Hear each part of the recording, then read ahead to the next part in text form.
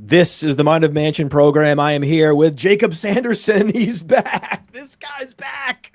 He's still in Canada, but he is back, and we're going to be talking about Puka Nacua, as always. The last couple days, we're the only show that really wants to dig into Puka Nacua. Everyone else is scared to talk about him. We're not scared to talk about him here. I like Zay Flowers, especially after. Listen, Andrew Erickson's hot take about Zay Flowers really hit home with me. I've now want to dig more into this Zay Flowers situation. Guy's pretty good. So we'll talk about him. We'll talk about rookie running backs. We're going to talk a lot about handcuffs, the RB2s on a lot of teams. Who are these guys? Some people aren't sure. This probably half the teams in the league. You're going to have a debate about who the RB2 actually is. So there's a lot to talk about today on the Mind of Mansion program.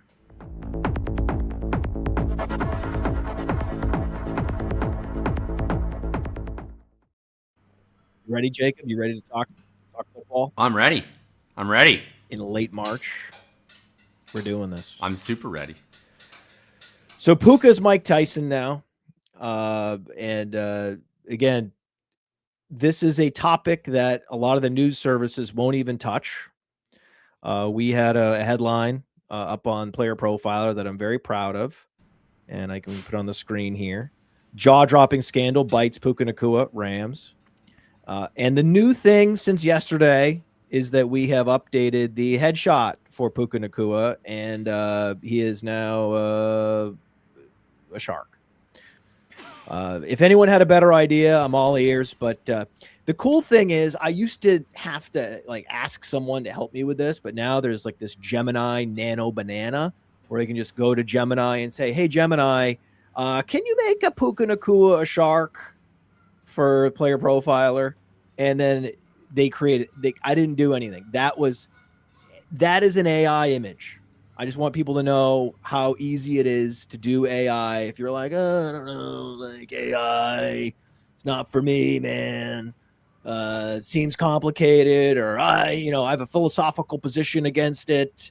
I'm over it, man. It was so easy. I'm over it. So that was my little dabble with AI. It was the Puka Nacua headshot, and I'm proud of that. And what's going on with this guy, man?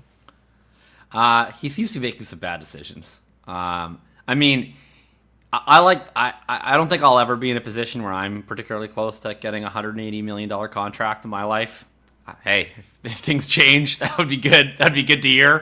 But if I am, I'm just not leaving my apartment. I'm locking the door. I'm ordering in a home gym on Amazon where I can work out in the morning. I'll get Postmates or whatever it is, one of those companies that ships food to my house so I can make my meals. And otherwise, I'm not leaving. I'm not hanging out with people. I'm not going near cameras. I'm on a strict indoor quarantine regimen until my agent calls me and is like, okay, we just need your signature on the $180 million contract. Please meet me and sign here. Unbelievably bad timing. We get the JSN contract. Puka's about to lock himself into over $40 million a year, and we do this. Not the first time that he's been loosely associated with anti-Semitism in the last 12 months. Yeah. There's also been a video that came out last night that I saw. Where did you see the TMZ video? I haven't Puka, seen passed the actual video yet. I've only seen so there was a video. There was a video not of the biting. So get your head out of the gutter. There's no video of the biting, but there's a video of per TMZ, which I don't know, TMZ is as reliable as you want it to be. It's not exactly Walter Cronkite, but it's probably something. Per TMZ, the video is shot after the alleged biting. And it features Puka asleep, seemingly passed out from having had too much to drink, while a woman is twerking in his face. So I'm not totally sure whether or not he is a predator or an idiot. I kind of lean idiot. But but like definitely idiot. Like he's definitely hanging out with not the people that you want to be hanging out with, and putting yourself in a position of skepticism. I like from a fantasy perspective, I'm not really expecting him to get suspended. Doesn't seem like there's a ton here. I would definitely like lower him to the back of whatever tier he's in, but I'm not biting into a new tier.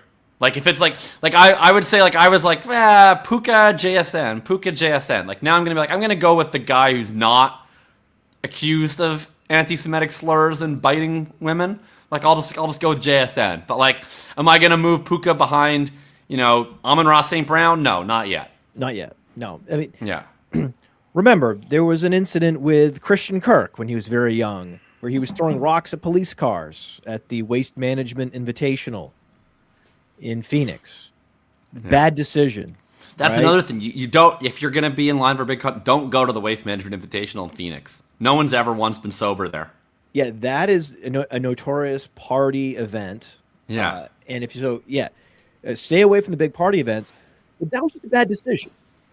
See, 10 years ago, we didn't have as much information as we have now about CTE. We now know the reason why this is actually a real substantive story, especially for Dynasty, is we now have more information about CTE, that it is often a precursor is the erratic behavior. And so we've also heard him talk about early retirement at age 30. This is something that he's kicked around. I don't think it was on the same stream where he was going full Mel Gibson, but there's some signs that he's not necessarily planning to have a long career, and then you start to see these strange behaviors.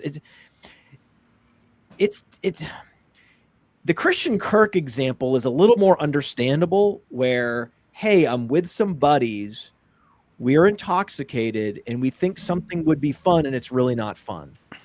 Right. Here, we start to see something that seems a little more unhinged and a little more of a potential psychological problem than that.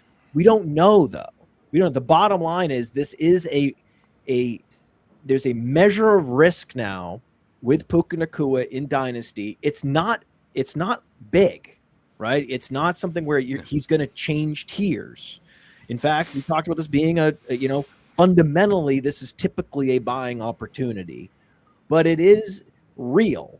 It's a real substantive data point that does affect his Dynasty value, albeit very little. But it's something to think about. It's something to monitor. It's something to consider. And I'm disappointed that more people aren't talking about it, because it's one of those things where, hey, it doesn't pay to talk about these things.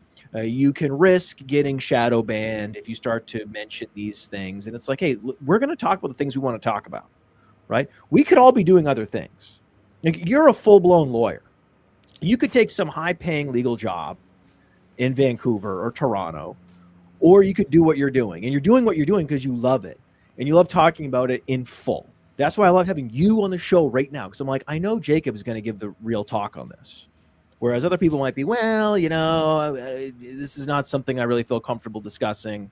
No. It has some marginal fantasy football consequences, and that's the context and the prism through which we're looking at this and talking about this.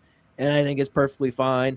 And it's also perfectly fine to poke some fun at it. This isn't the most serious accusation that's ever been. There's certainly been very serious accusations levied at football players in particular.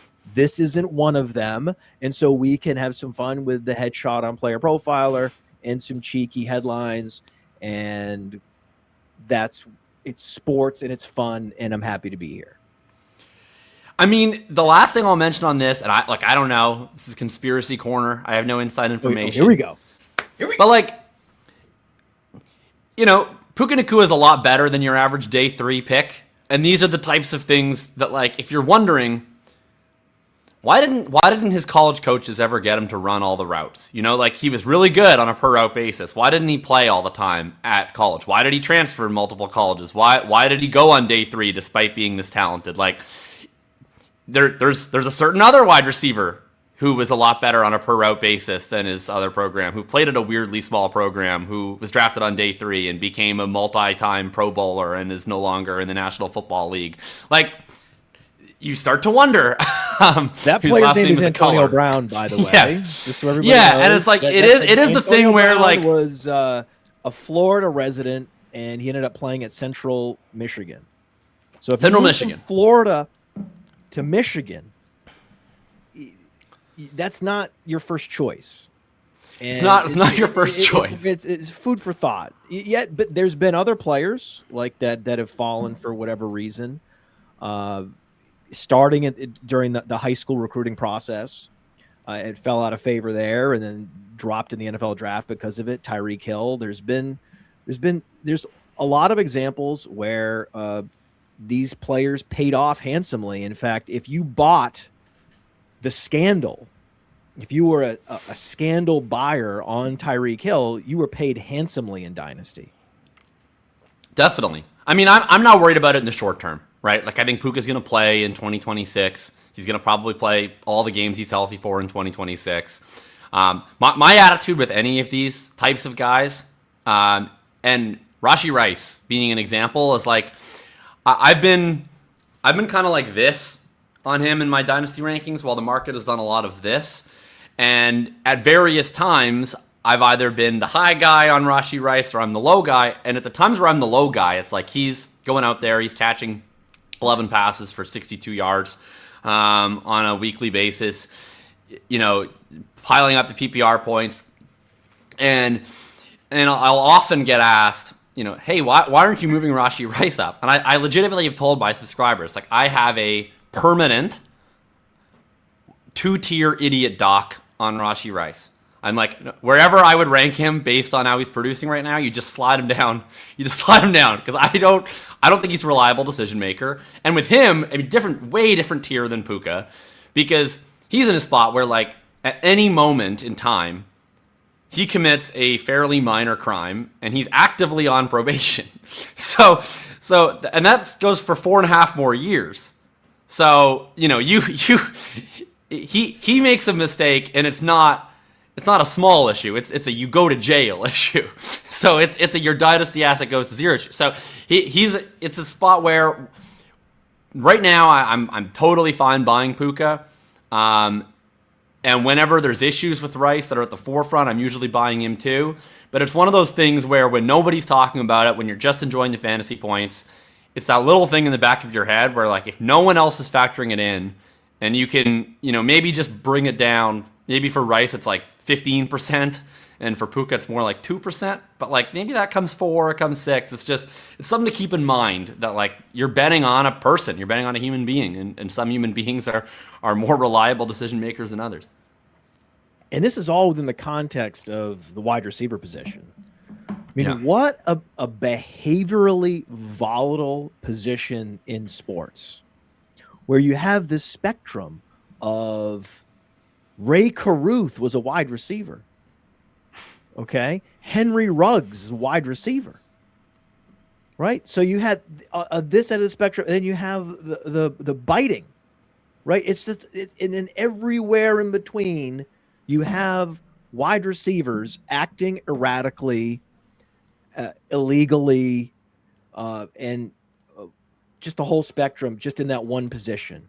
Whereas other positions are like, what are they doing in the wide receiver room? Like, what is happening? These people are crazy, right? So speaking of Rashee Rice, and I'm with you on Rashee Rice, I agree with you. He has a permanent discount in the Dynasty rankings at Player Profiler as well. And can you tell people where to find your Substack? Yeah, it's just my name is the URL, jakobsanderson.substack.com. It's called Thinking About Thinking. You can find the link in my Twitter. You can find the link on Google, wherever you look. We'll put it in the show notes. And you can find you can find my Dynasty rankings, best ball rankings, all through the Substack. And it's Jakob with a K.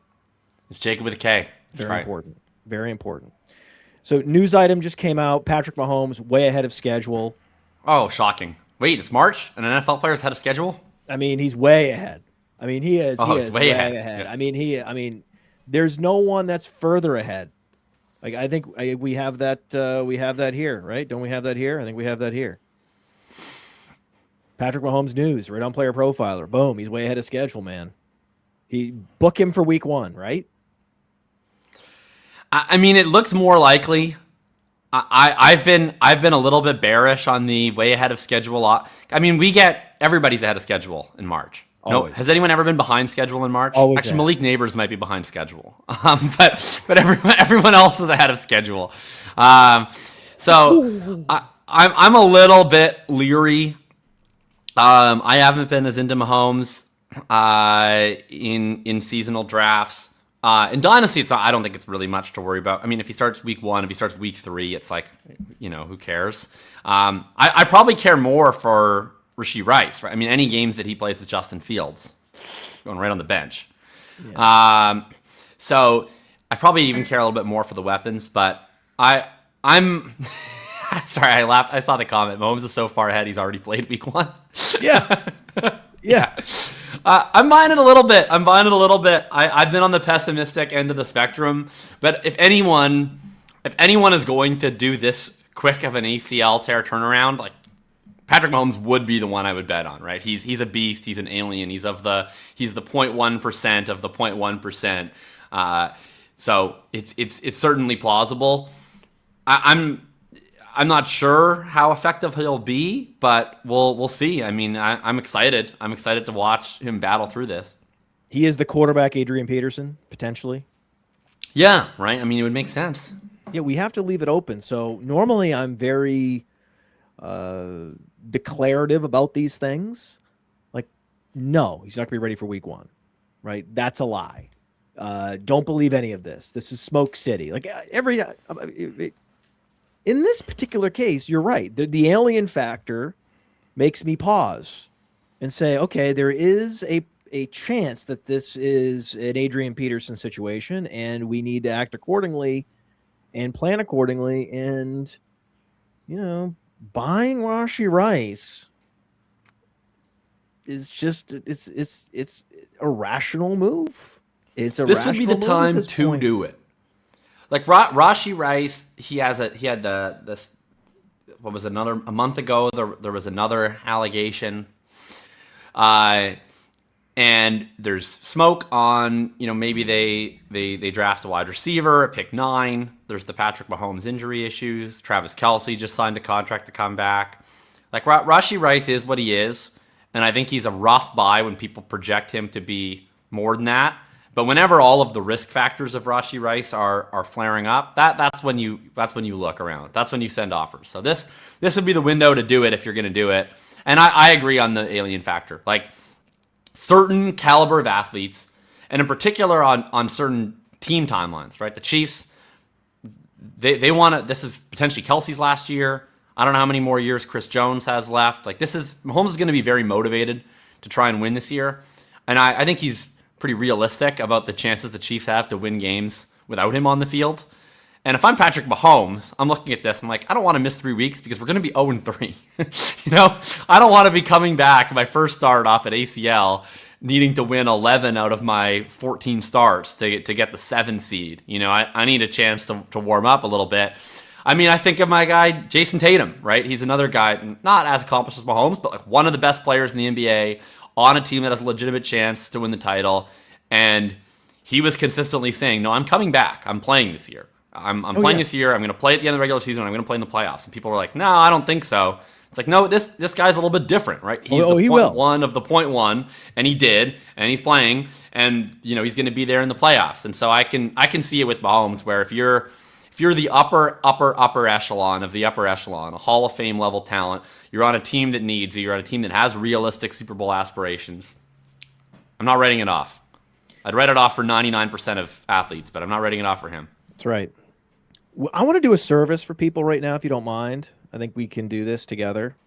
And we keep going round and round on these teams, talking about who the RB2s are. Because this is where you extract so much value. It's just understanding the depth chart, understanding the contingencies, the role contingencies, especially with backfields around the NFL. So I think that no matter what the team is, no matter what the uncertainty level is, or the give a shit factor on that particular team, I think we just go and we go down. We'll do 32 teams right now, just an impromptu segment.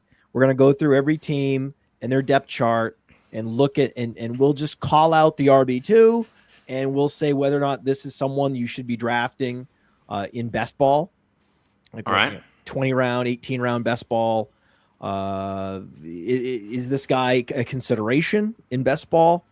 And is he a consideration for as a dynasty stash? And we'll talk about, medium to deep dynasty leagues.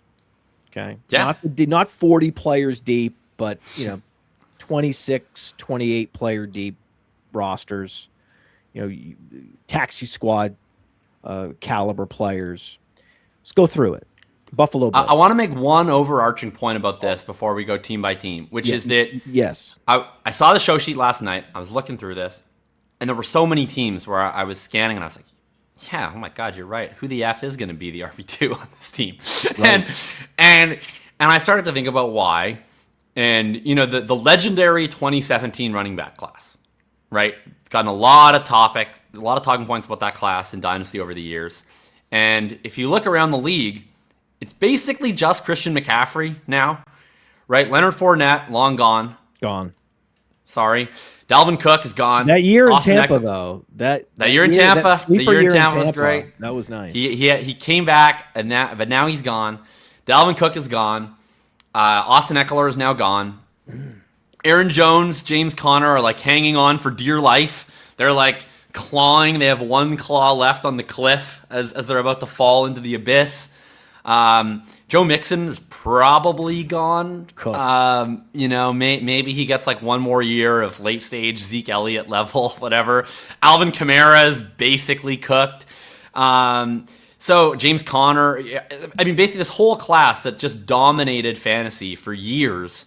The only one left who's a real asset is Christian McCaffrey, and every other back is either involuntarily retired, or they're like maybe scratching and clawing for 8 points per game this year if they wish to continue their careers. The 2018 class, outside of Saquon Barkley, mostly sucked, right? We had Sony Michel, bust. Rashad Penny, bust. Ronald Jones, bust. Kerryon Johnson, bust. Nick Chubb, awesome, but gone too soon from injury. And so none of them are left. 2019 class sucked. It's just Josh Jacobs. Everyone else is done. So you have these veteran classes that are out. We don't have any of those guys anymore. And it would be the perfect time for a new running back class to come in and take in all these, maybe some RB1 jobs, but especially the RB2 jobs. Unfortunately, this year's class stinks. It stinks. It's terrible. So you have this very interesting option where so many of these RB2 jobs, I'm like earmarking for insert round 4 rookie. But then I'm like, who? because half of these rookies are terrible. So I do think we're going to have a lot of depth charts where you just have guys that at any other time would not be RB2s, but we have this weird setup where all these veterans are leaving us, and there's just not enough new players quite ready to come in. And so you're going to have some guys who are going to have opportunities they otherwise wouldn't have had, and it's going to make for really interesting dynasty stashes.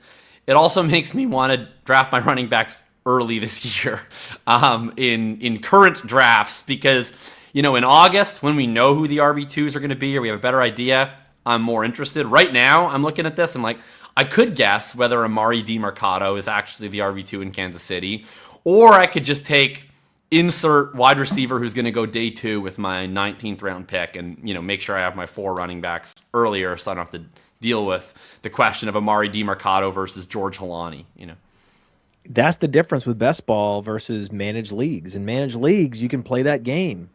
You can constantly churn based on the realities on the ground any given week. You can't do that in best ball. Because you can't do that in best ball, it's a fundamental aspect of best ball.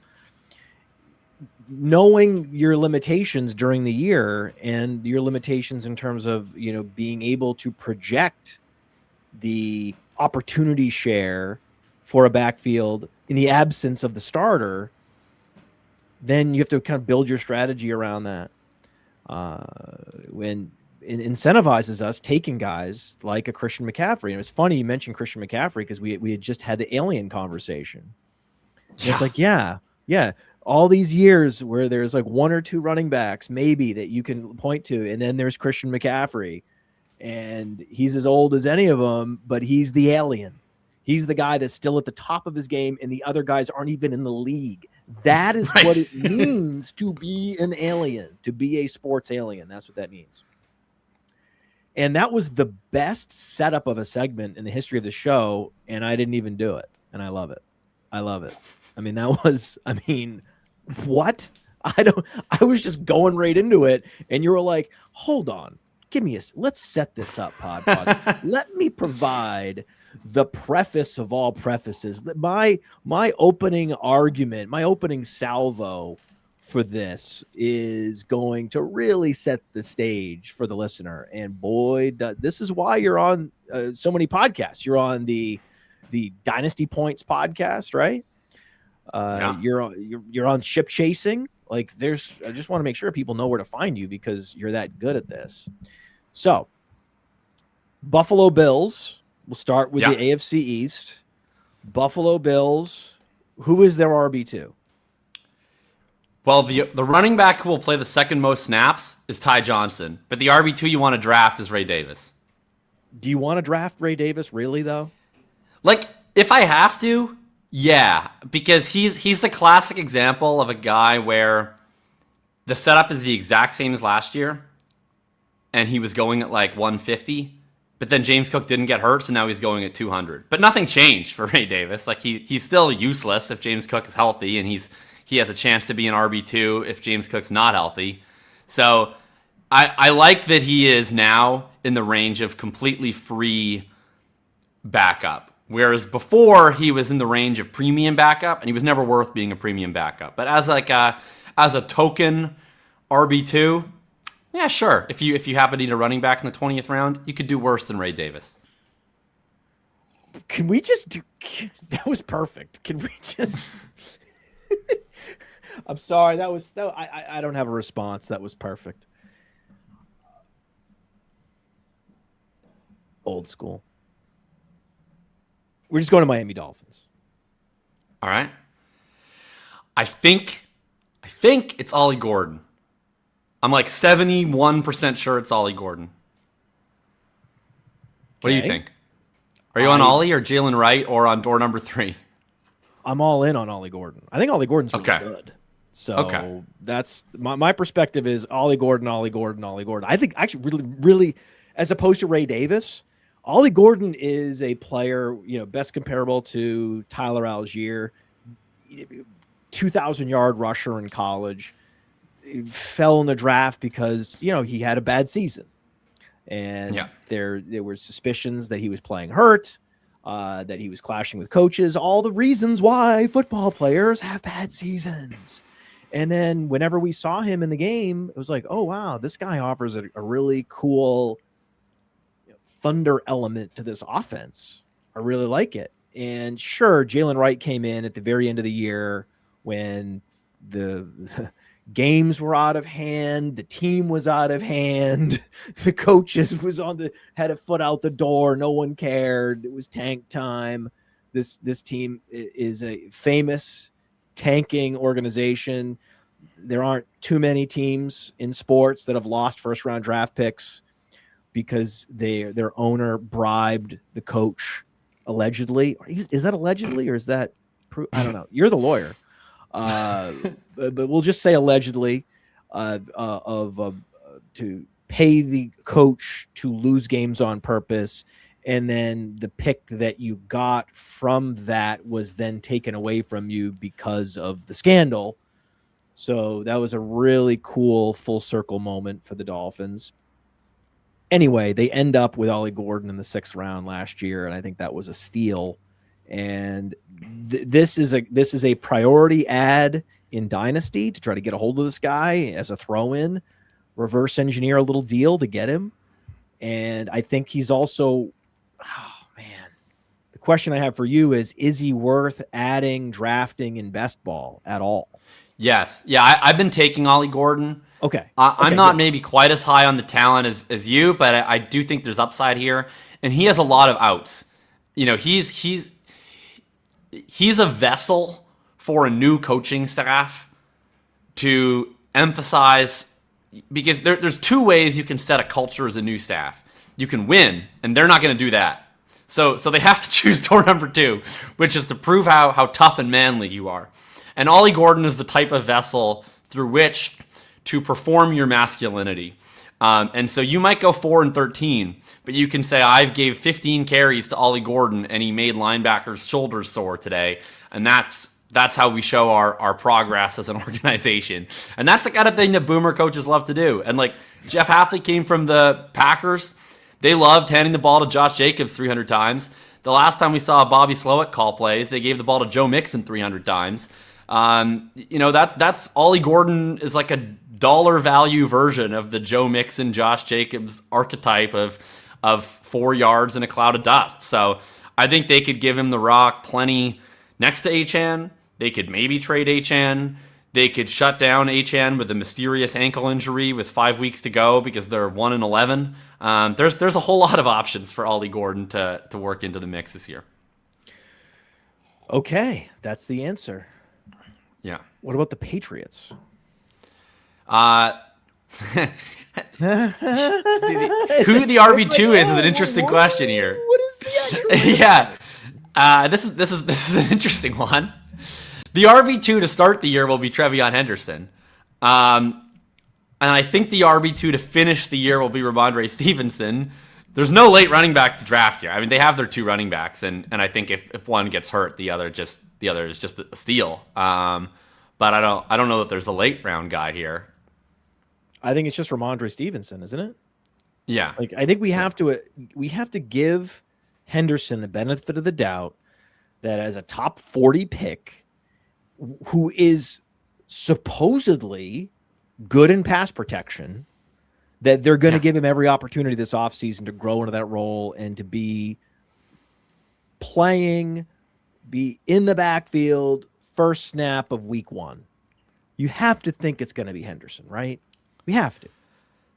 I don't think it's going to be first snap of week 1. I think first snap, first game, we're seeing 38 out there. Ugh. But I think Henderson it won't be like it was in the playoffs where Henderson's getting like 5 carries. He'll have a real role and a chance to prove himself. And I think if he proves himself, he'll win the role over time. But I think Vrabel is old school.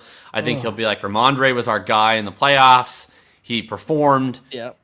He deserves the deference to get the first snap. So this is why, like in best ball, I'm more into Henderson than Dynasty, because in best ball you have to lock in your price before the season starts, and then you're stuck with it. You can't go back and trade in week 9 and get a better price. So I think the long arc of history will be fine to Trevion Henderson, but I think in September a lot of Dynasty managers are going to be like, oh my god, what am I in for? What am I in for? Okay, take my Henderson shares. So I'm not overpaying right now for Henderson. I'll take him if someone wants to sell me cheap, but I think we get a buy window on Henderson in September if we want. I think you're gonna have to white knuckle that a little bit. You're so right, though. You're so right. I mean, I was thinking about the Coach X scenario, the average NFL coaching staff, and how they would probably treat this backfield. But this is Vrabel, and Vrabel is going to say, "Hey, Henderson's our guy." Once we give Stevenson his veteran deference, like remember when Vrabel, remember when they drafted Will Levis, top of the 2nd round, first pick of the 2nd round, and everyone knew Malik Willis was over in their organization, but they still. When Tannehill got hurt, they still went to Willis first because they were like, he's the guy. We have to give him the chance to fail. They still let Willis play ahead of Levis. And then Willis was terrible, and then they let Levis play. And he was also terrible. But there was like no reason to do that. Like everyone knew that it was Tannehill and then it was Levis, but they still had to just deferentially give Willis that first opportunity. I think that's what we'll see from Vrabel teams. New York Jets. Ooh, Braylon Allen. I think it's Braylon Allen. Do you think Braylon Allen is worth drafting? Is worth adding in any format? He's fine as a late round best ball guy, but I think people overrate Braylon Allen because he looks like Bo Jackson, but he's never actually like been that good since his freshman season at Wisconsin. So I'm not really a Braylon Allen guy. Are you guys Braylon Allen guys? He's comparable to Jordan Howard. Jordan Howard had like a 1,300-yard season, though. It's true. I mean, we're talking about a player that could put up huge rushing numbers if given the opportunity. And the passing game skills, the receiving skills are still up in the air. I don't know. Does anyone know? Can anyone say with any kind of certainty, like whether or not this guy's a great receiver or not? I mean, he had 2 catches last year in 4 games. He had 19 catches in 17 games the year before that. In college, he had a total of like 49. 50 catches. Yeah. So 50 catches in 3 years. He did have 28 in his final season. Yeah. They've been less than committed to Breece Hall in New York, and part of that has to be Braylon Allen. I like Braylon Allen. I would say, are you Braylon Allen guys? I would say yes. I would say at Player Profiler, we are Braylon Allen guys, but not at the level of like an Ollie Gordon. Okay. I'm fine with that. Because I think there's potential there for him to be an all-purpose back. And that is exciting. Yeah. I think Ollie Gordon has more receiving versatility than Allen. I know he had the 28 catches, but he had like 4 yards per catch that year. He has functional hands. Like he's not Tank Bigsby. But he's never playing on a 3rd and 8. It's never going to be 3rd and 8. You look and who's in the backfield? It's Braylon Allen. Oh, there's a minute 54 left in the game. They're down by 3. Braylon Allen's in the backfield. He's never in the backfield. No, I agree with that. But I think these are both good. I think Gordon and Allen are both good stashes. I like to stockpile my bench in Dynasty with running backs just like these guys, especially on teams that are viewed as low scoring, because then the RB2 gets even less less enthusiasm. And then suddenly they change the quarterback, they change the coach, they upgrade the offensive line. Suddenly everything changes, injuries. So there's so much volatility with the running back position and backfields that it matters less the offensive context that they're in. For a wide receiver like a Rashee Rice, whether it's Mahomes or Justin Fields, is everything. But the team you're on is not everything when you're a running back. It matters a lot. It certainly matters a lot. But and when you're projecting for this season, seasonal leagues, for sure, big factor. Dynasty, less of a factor. Baltimore. This one is interesting. I think that they will draft a running back. Yes. I know there's not a lot of great options, but I think that there were already questions of whether they might let Justice Hill go as a cap casualty. I think for now he's remaining on the team, especially since they lost the Max Crosby salary cap hit.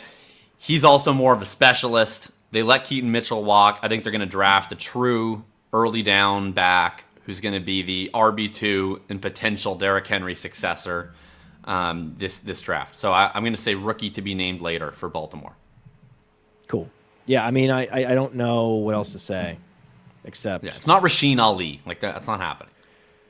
Yeah, it's irrelevant, and it's I don't even know if it's worth adding any of these guys in Dynasty or in any format at all. I just think it's a wait and see. They're going to draft somebody, right? Yeah, they're going to draft somebody. What round do you think they'll draft a running back? 4 or 5, something like that. Early day 3. Okay. All right. Who would you like it to be? Who do you think it would be a good compliment for? Because I'm thinking maybe they draft a replacement to Keaton Mitchell when they go to satellite back. Well, I think you want Baltimore, similar to Washington.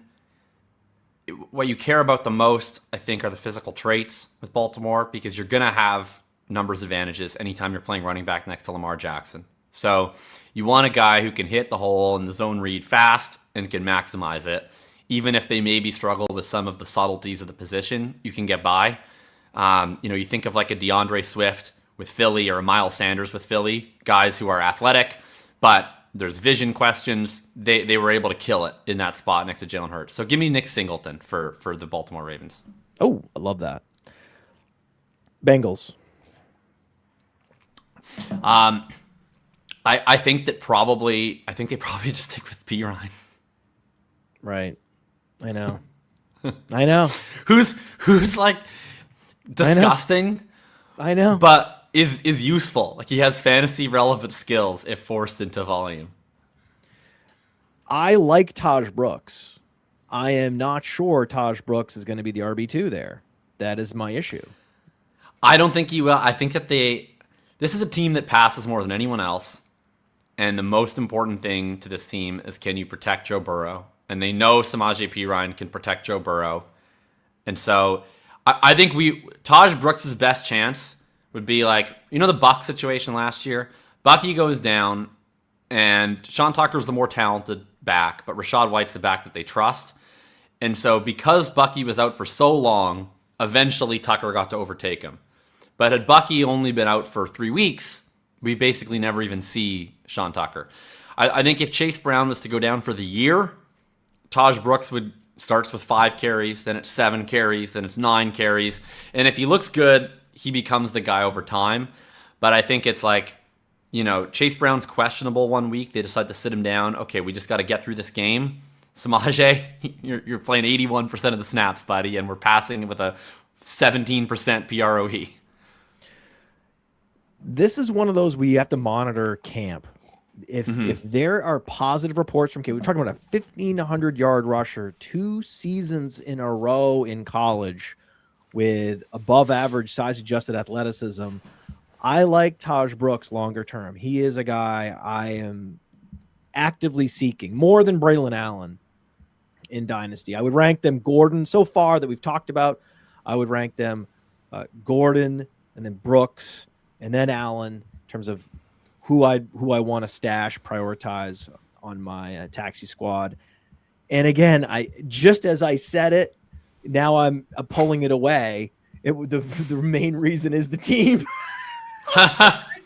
just as I said, this is not as much of a factor. It's not as much of, but it is a factor. It's definitely a factor. Of course, it's a factor that Joe Burrow is going to be there for the next 10 years.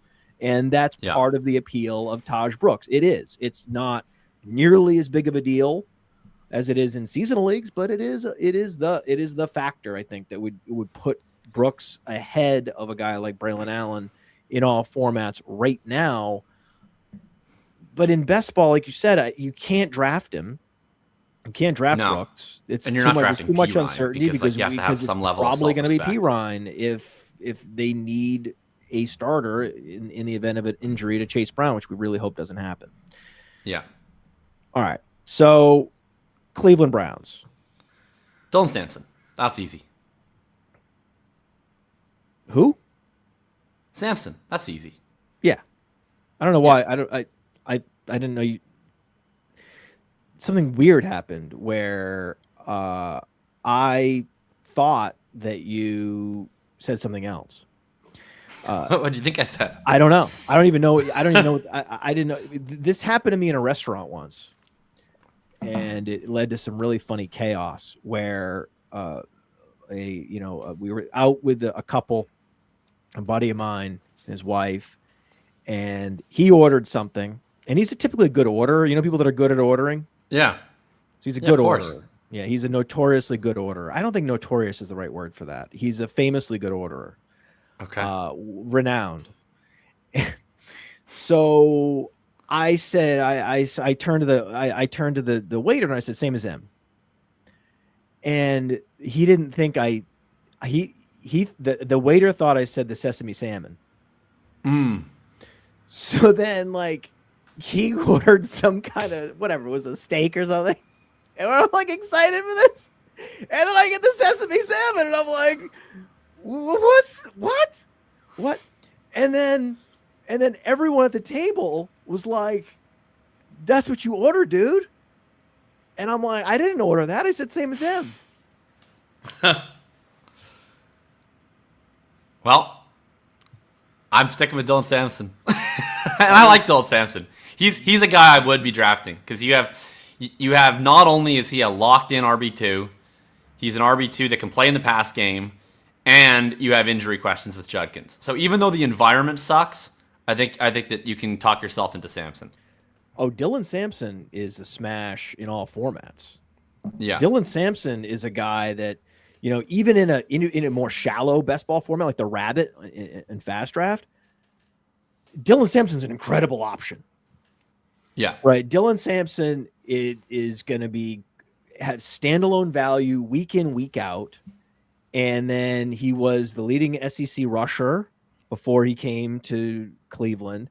So even though he's only 200 pounds, we're in a different world now where a 200-pound running back can be a workhorse in the league where they weren't really workhorses 20 years ago, but they certainly are now. And so he has workhorse potential, standalone back potential, but we're talking about like 80% opportunity share because he can do it all. And then he has this whole offseason to develop.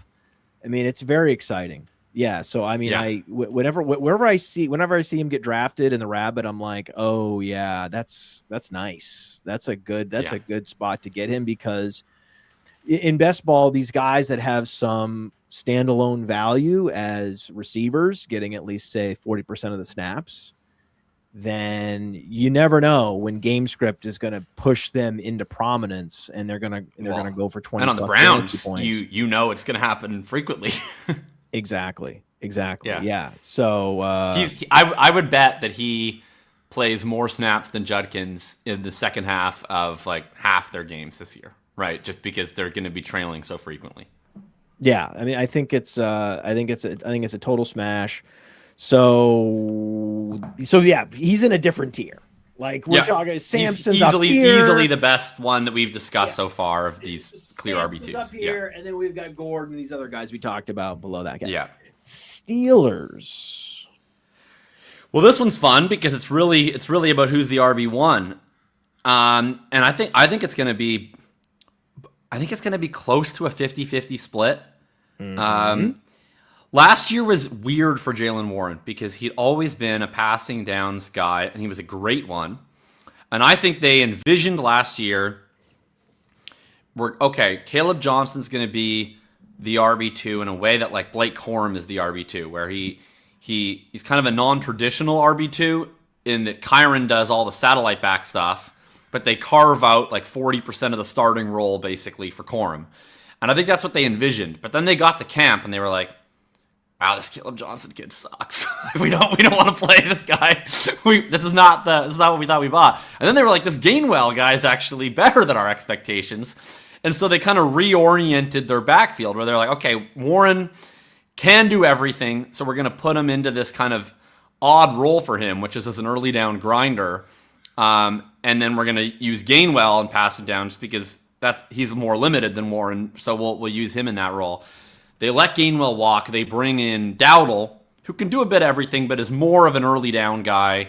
So I think that the idea is they'll split the rushing pretty close to evenly, with Warren getting back his passing down stuff. So I'll say Warren's the more valuable guy overall, and Dowdle's the RB2, but I think it'll be pretty darn close. I mean, Dowdle, yeah, he's great everywhere. I mean, Rico Dowdle, like he could be a Christian McCaffrey level workhorse if he wanted to be, if he could be. I'm sure he wants to be. He definitely wants to be. You can definitely tell he wants to be. He's super hungry. Yeah.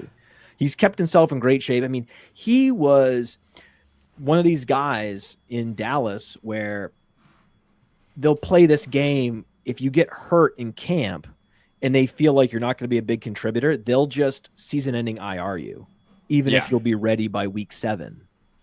They're just saying, no, we want to stash you for next year. We don't see much of a role for you this year. And so that happened to him in Dallas. He lost seasons because of this. And through these leg injuries, hip injuries, whatever it is, he kind of persevered.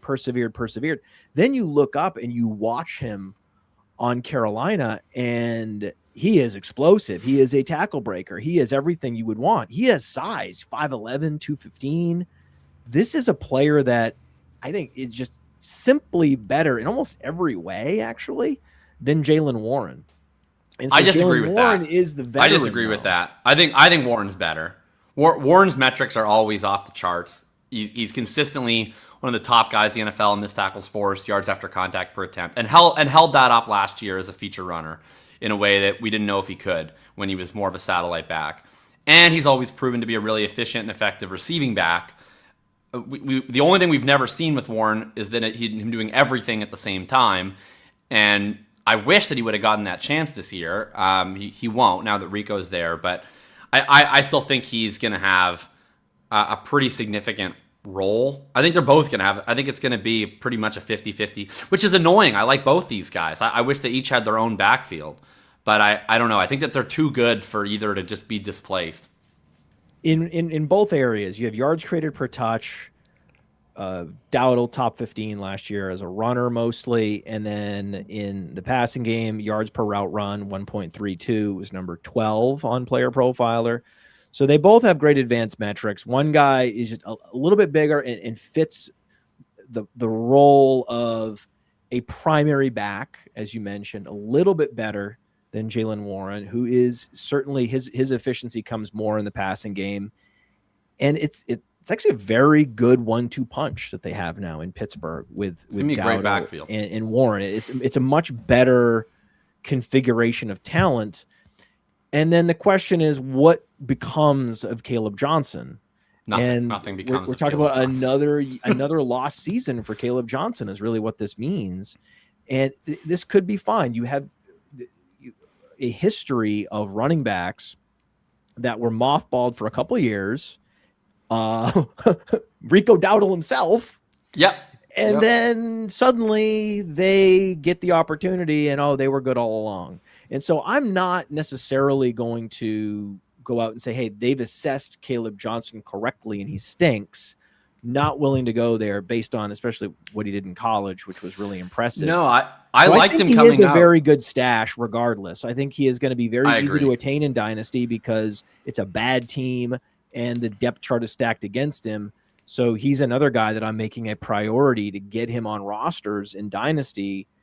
I know I don't, but my rosters can't fit all these running backs, but that's the beauty of it. When you go to engage, and that's one of the great values of this conversation, is that when you go to engage another team in trade, they're probably going to have one or two of these guys that we've talked about, and you can go ahead and essentially go shopping to build out your bench and your taxi squad with upside running backs that can help you actually win matchups. Yeah, the Steelers are interesting. I mean, they're one of the few teams that have more running backs than they need. Most of these backfields are barren. Right. Some don't even have an RB1. Most don't have a good RB2, and the Steelers have three interesting, capable running backs on their team.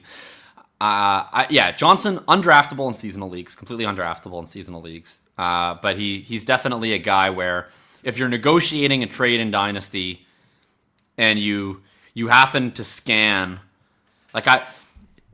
these guys are guys you don't make offers for individually because it offends people, right? Like you go to someone who drafted Caleb Johnson at the 111 last year and you're like, hey, can I have Caleb Johnson? I'm offering my 312 for him. And that person, they get angry. They get ornery. It's like someone poking you. I actually have a different take on this. Okay. I don't think it's I don't think it's like an insult I don't think it's a sunk cost insult, which is what you're saying. I don't view it as a sunk cost insult. I view it more as tipping your hand. You don't want that too. You don't want to tell the other party in the negotiation how much you value the thing that has very little proof of value. Right. So if something is hard to value and it's all over the place, and again, if you polled the league, some people wouldn't even want him at all. If you actually value that piece, you would never want to let them know. Right. And so the way you conceal it is by making him a mere throw-in as part of like a 4-player deal. You should have a list of guys like Caleb Johnson, where just whenever you're negotiating a separate trade, you're just scanning the other guy's roster for like, do they have Caleb Johnson there? Oh, they do? Okay, I'm just going to add him into this trade, see if I can just get a free Caleb Johnson throw in, and then see whatever happens. But yeah, I agree. You can't just send an offer for Caleb Johnson because you're never going to want to offer something that's actually worth their while. Even a 2-player deal, it's going to be too obvious. He has to be buried. Right. He has to be in the fine print. Caleb Johnson fine print. He's in the terms and conditions. Yes, he's in the terms and conditions of the deal. The person has to wake up the next morning and they're like, I thought I had Caleb Johnson on this team. Oh, I didn't read the fine print. Oh, Caleb Johnson was in the trade. Houston. Woody Marks is the RB2. And you like him? No. No, me neither. No, I don't like Woody Marks. Don't like him. He's the classic case of a guy who just needed a very specific confluence of events to fall ass backward into touches. And because he did, he's being, I think, way overvalued for what his profile is, because people are like, hey, he can handle touches because he handled touches. But he was a nothing burger in college. He was a receiving back. Wasn't even that efficient as a receiver. He was a volume receiver. He's a Mike Leach receiver. Oof, and then he got forced into volume due to Joe Mixon injuries, Nick Chubb being cooked, interesting decisions by the Houston organization to prioritize him over running backs who can run the ball. And then they went out and they were like, we can't abide this. We're not even going to play the free agency game. We need to pay up for David Montgomery. Yeah, it's not. If Monty gets hurt, fine. But there's several. He's no different than like Ray Davis. But Ray Davis is free. That's right. So just take him for free. Don't pay up for Woody Marks. You can't pay the same price as the other guys just because the guy fell into opportunity last year and the other guys didn't. Yeah. So that's it. That's really it. And he's not even as good as them. No, he's actually worse. So he's terrible. Yeah, that's a fade. Put him on the block. Jawar Jordan is better than him. Yeah, that's the thing. You can actually get something for him. If you put him on the block, you get a second rounder, conceivably. For sure. There's still people that think it's going to be a 50-50 split, or that think Marks is going to win the job. I don't. I don't usually like David Montgomery types, but I'm drafting the crap out of David Montgomery right now. I think he's a value. Oh, dude, this year I think he's going to be an absolute workhorse.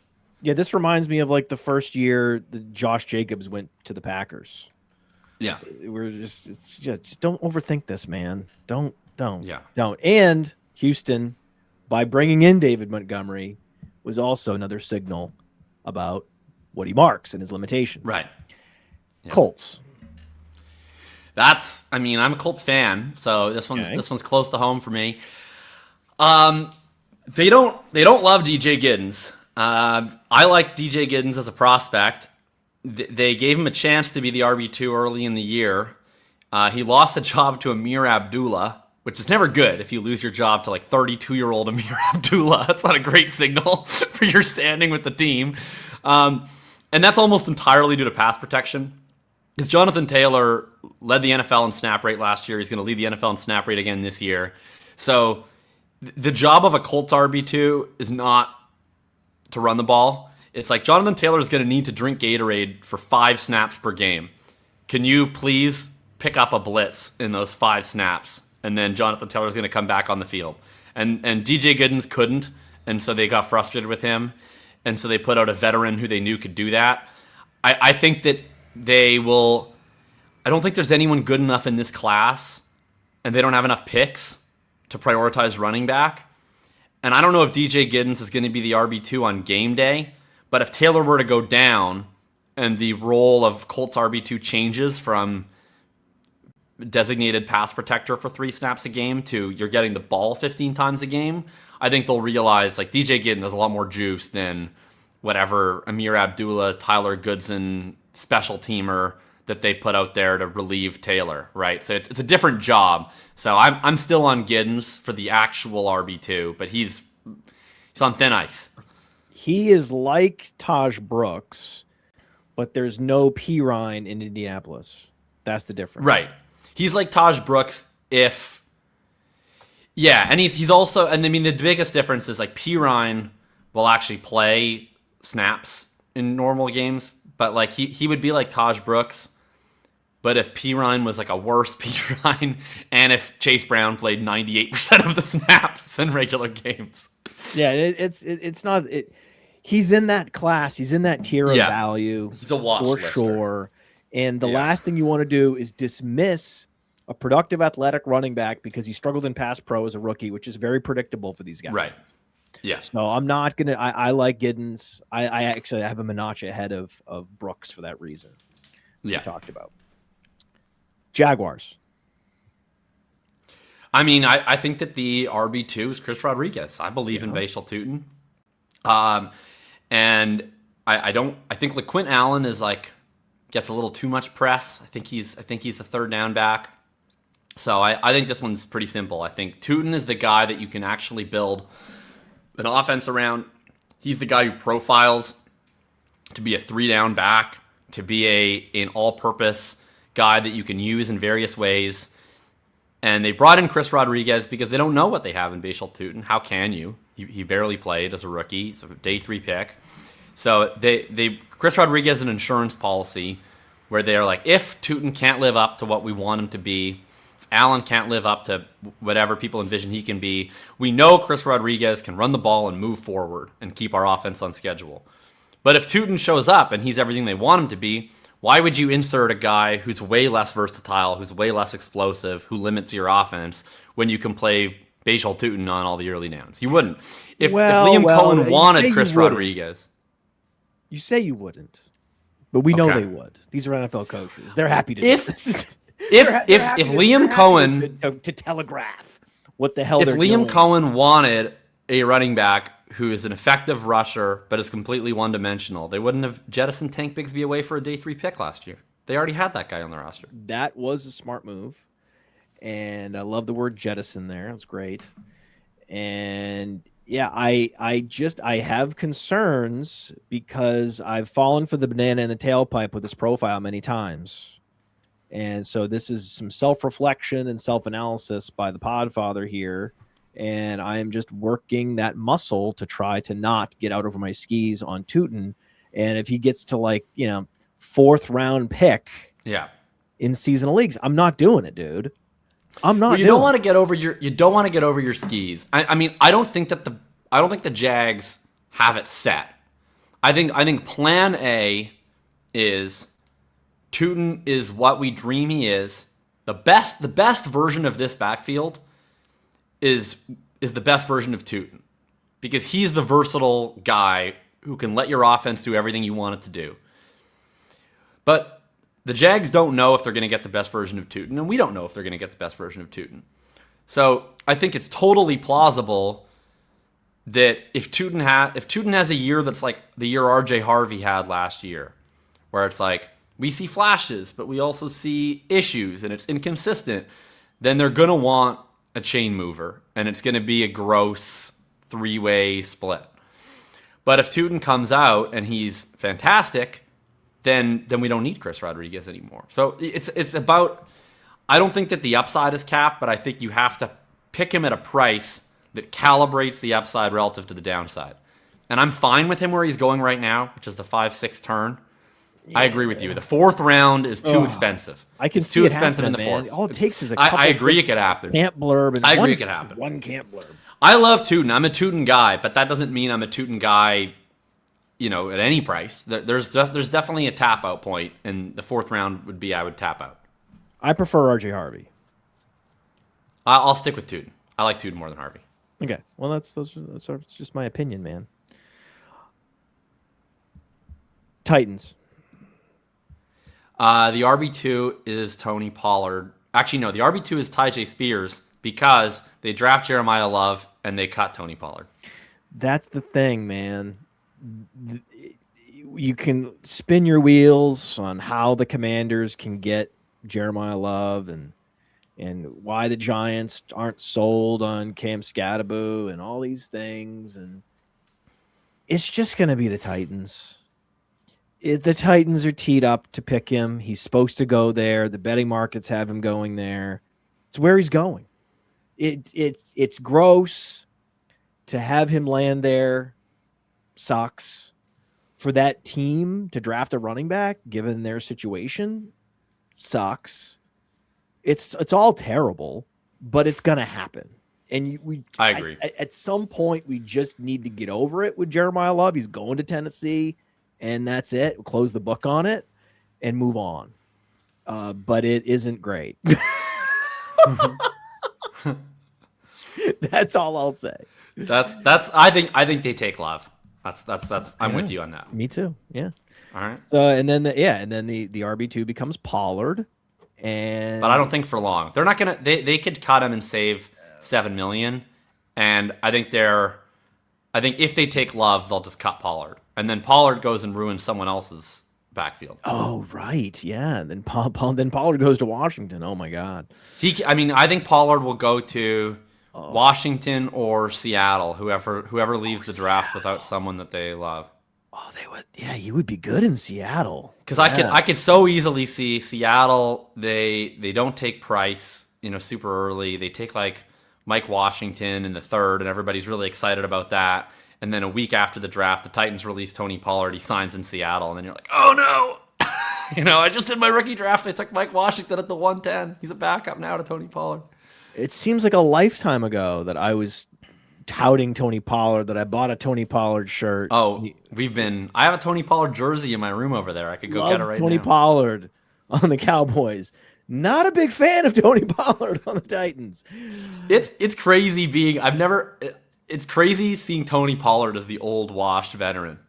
I've been through the full cycle of Tony Pollard. We went from, he's this obscure indie band to all of a sudden he just signed on a major label.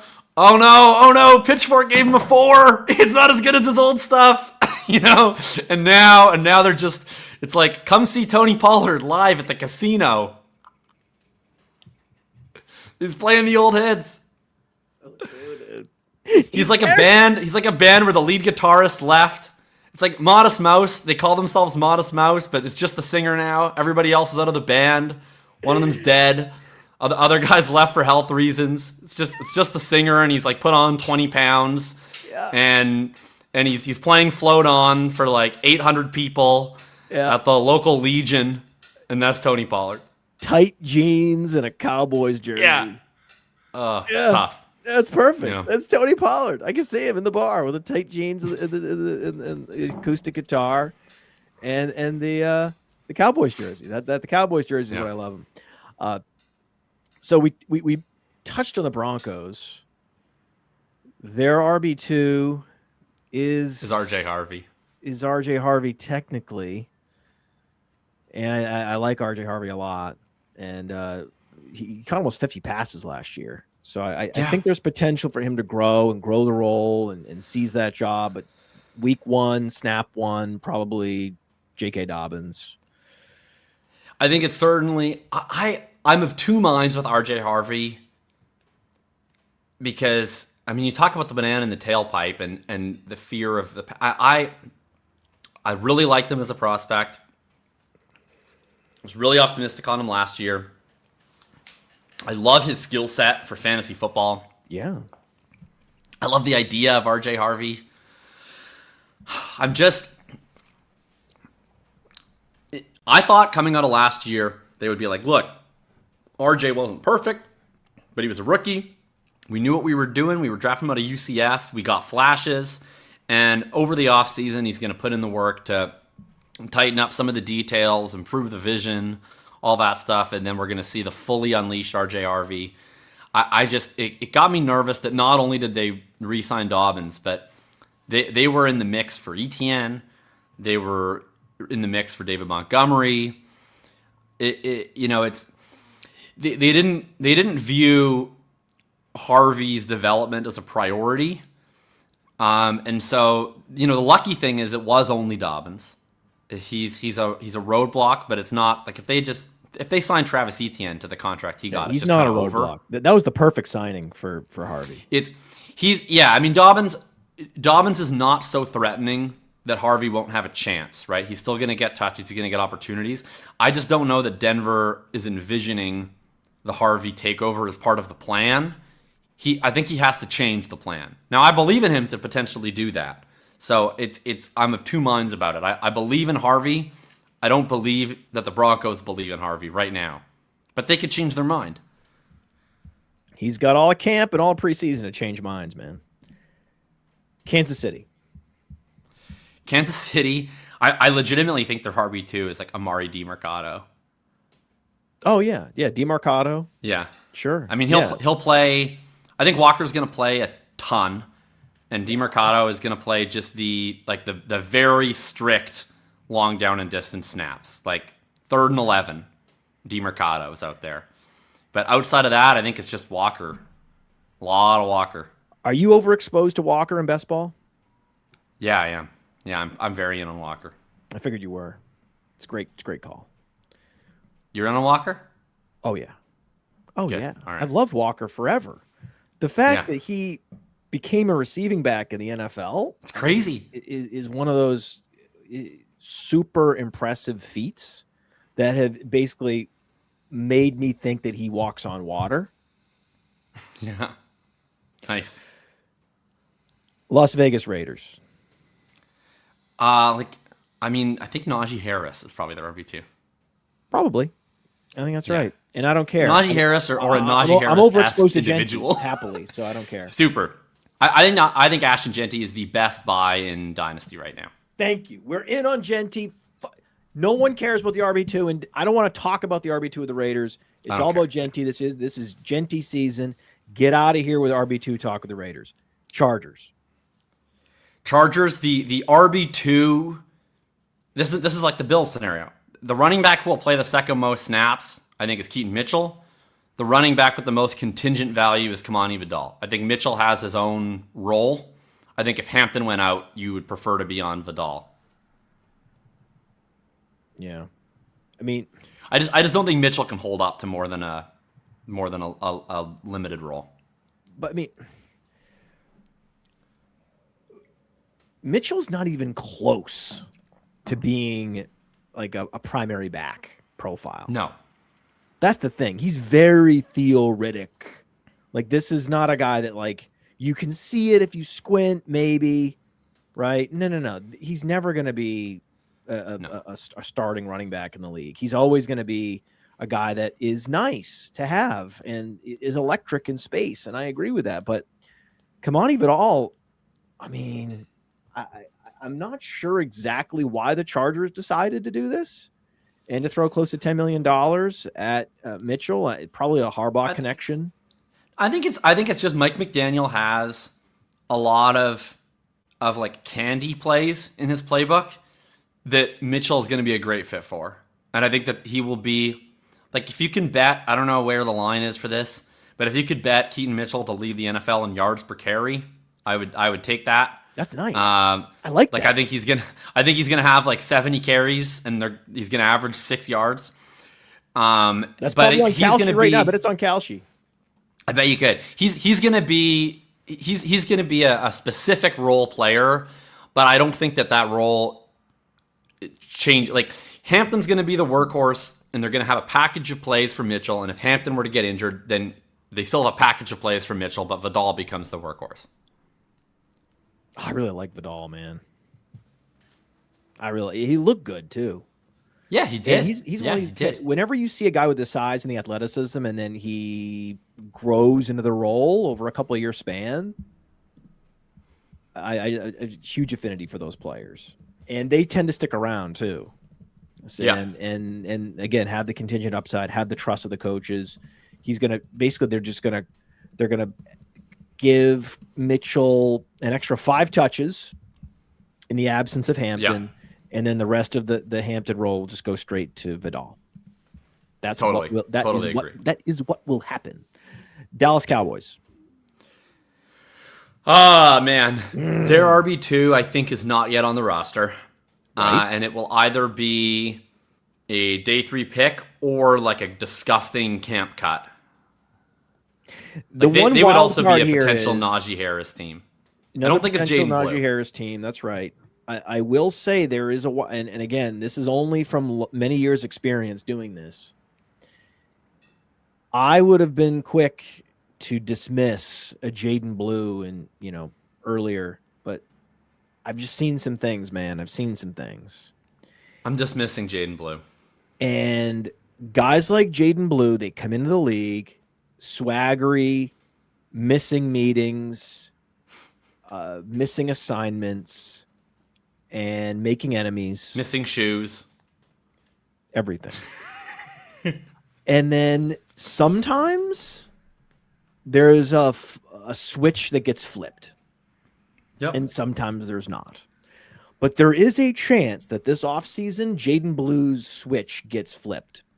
And so I am buying him and stashing him for that reason. And this is the year. I need to see if I see a lot of the same stuff where he's in, he's out, he's making mistakes, but he looks good when he's out there. He's clearly athletic. They're trying to give him chances, but he's not fully delivering. Then it's over. Then whatever I can get for him, I'll get for him. But I want to stash him in case there's this leap that happens in both maturity and understanding of the game and everything else. It's possible. We haven't seen that I know of. Has there been like an intersection with law enforcement at all with Jaden Blue? There hasn't, right? There's just a knucklehead. He has nothing criminal. He just not really outside the facility knucklehead. Yeah, he hasn't done anything villainous. He just seems like a space cadet.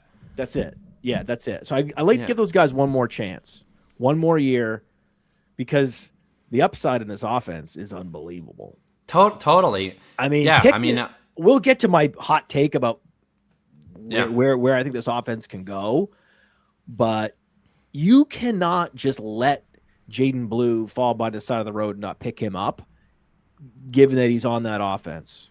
In any format, you need to make sure you have him. He's talented. I've always thought he was talented. He's just seems like kind of a dumbass. No, he's a total he is. There's no question that he is a locker room knucklehead. That is what he is, and we will see what happens with him. But I mean, like I said, if he gets dropped, I'm scooping him. And he's down the board a little bit in terms of the priorities. I'd much rather have like an Ollie Gordon. These are players that I think have real sort of workhorse upside. Even Braylon Allen I'd rather have. But when we start getting into the Taj Brooks zone, to me, yeah, that's it. He's down there. Giants. The RB2 will be Tyrone Tracy. I think that the interest in Love is real, but I think that their interest in a running back is only at the very high end. I think that if Love gets to them, they would strongly consider it. But I don't think they're going into this draft saying we need to add a running back no matter what. I think they would like to add a true difference maker running back. I think they were in on Walker. I think they were in on Etienne. I don't think that they were going to sign Kenny Gainwell.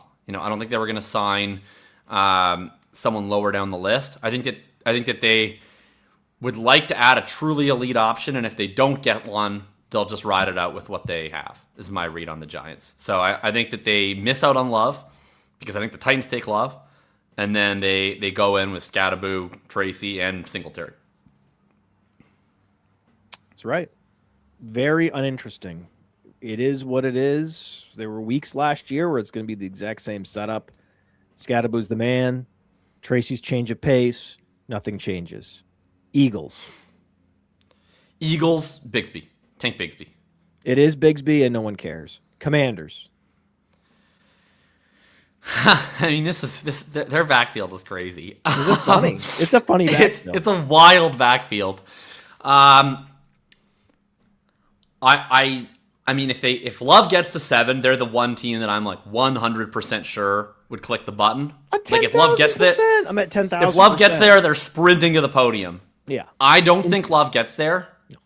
So I'm saying that their backfield is largely as constructed, probably adding a back in the draft. The interesting thing is, if they don't get Love at 7, they don't have a second round pick. They do have a third round pick. They have pick at 71, but then they don't have a fourth round pick.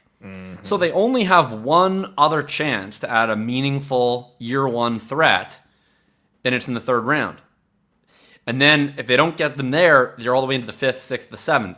So I think that there is a higher than average chance that their backfield is White, JCM, Ford, McNichols, and like a round 6 rookie. Yes. And so in that event, I think it's going to be a split. It's going to be a committee. But I think if that's the final construction, White's probably the most interesting, even though I think he stinks. But just he's the only one that has like the fantasy-friendly combination of all the skill sets that we care about. He's a receiver playing running back. He's the guy where I don't think he's that good, but he has the pass pro ability, he has the receiving ability, he has the size, and so if he kind of falls into touches, you know what you're going to get, and you're always going to get a startable fantasy running back. If it's not him, then it's kind of nobody other than best ball, because like it's there's a world where it's JCM is the starter and he gets 9 carries a game, and then Jerome Ford gets 6 carries a game, and then Rachaad White gets 3 carries and 4 targets, and it's just a disaster. But if it's anyone, it's probably White, who's meaningful. Rachaad White in best ball as well. Rachaad White's a nice little best ball option. Like we talked about this earlier with the satellite backs that have standalone value that are just great options for best ball. Dylan Sampson, Rachaad White. Who would you rather have between those two in best ball? Right now, I think I'd rather have Sampson because if Love is taken, it's just over for everyone else. Love's just subsuming the backfield. Oh, right. Yeah, okay. So you would take Sampson because there's much less Love risk in Cleveland. Right. The sword of Damocles hangs directly over Rachaad White's head until April 23rd. Yeah. But we get through the draft and they don't take anyone of note, then give me White. Give me White for sure. You mentioned Singleton earlier. I think he's also an option for them in the 3rd round. Yeah, totally is. Yeah. Okay. Bears. Monangai. And very solid. Yeah. Solid guy. He's a solid guy. He's a Manon guy. Just a Manon guy. Solid guy, but he's in the right offense, man. Yeah, this is an ascending offense. They get more draft picks this year. For who he is. More offensive line. It's gonna be good there. It's gonna be good. I would love to see what this Bears run game would look like with a truly game-changing back, because I mean they were so effective in the run game last year with I think 2 pretty limited guys. Yeah. And like I was really hoping they would just this offseason would be like, screw it. We're trading for Breece Hall, or we're signing Ken Walker, and just supercharged turbo mode. I think we'll get it one day. One day we're going to see this Ben Johnson Bears team with a true superstar running back, and I think it's going to just break fantasy football. But this year, I think we're just going to see probably Swift and Monangai in the best possible setup for Swift and Monangai. Are they sleepers to take a running back in the 2nd round? Pick 57? I mean, maybe. I just don't know if there's a guy who... Like, to me, it's similar to the Giants. Like, their backfield as it stands is, like, good enough that they don't need to. I think it'd be worth it if they could get someone who's a true difference maker. But I don't know that they need to just add a guy. No, I think Mike Washington Jr. is interesting.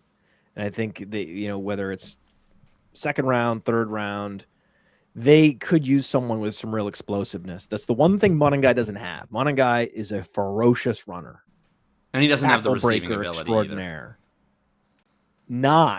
He doesn't have that slasher next gear. Swift had it, but Swift's now dusty. So it would be, I think that's the one skill set they need is someone like a Mike Washington Jr. Lions. Oh, it's Pacheco. But he's going to have this year. He's going to have a much smaller version of the David Montgomery role than David Montgomery had, but he's the clear RB2. It's not Sion Vaki or Craig Reynolds or any of these other goofs. This is one of those handcuffs that I am all over. For sure. Because there's all this news about and smoke about how they're not sold on him and they want to take a running back in the draft and all these things.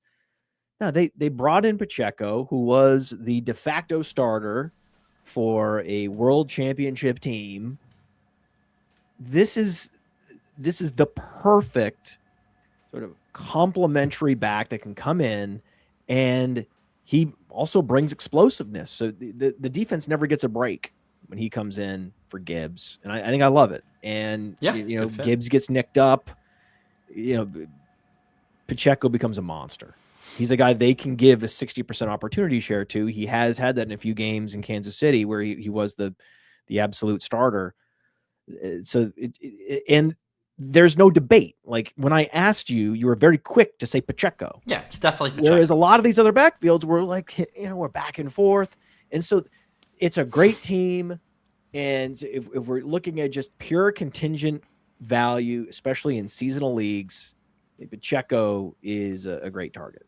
He's one of the guys where if you're in a waiver priority league and Jahmyr Gibbs is placed on injured reserve, and you're like, oh man, I'm number one in priority. Do I want to burn it? Pacheco's a no doubt about it. You burn it, you grab him. He's your RB2 for foreseeable future. No question about it.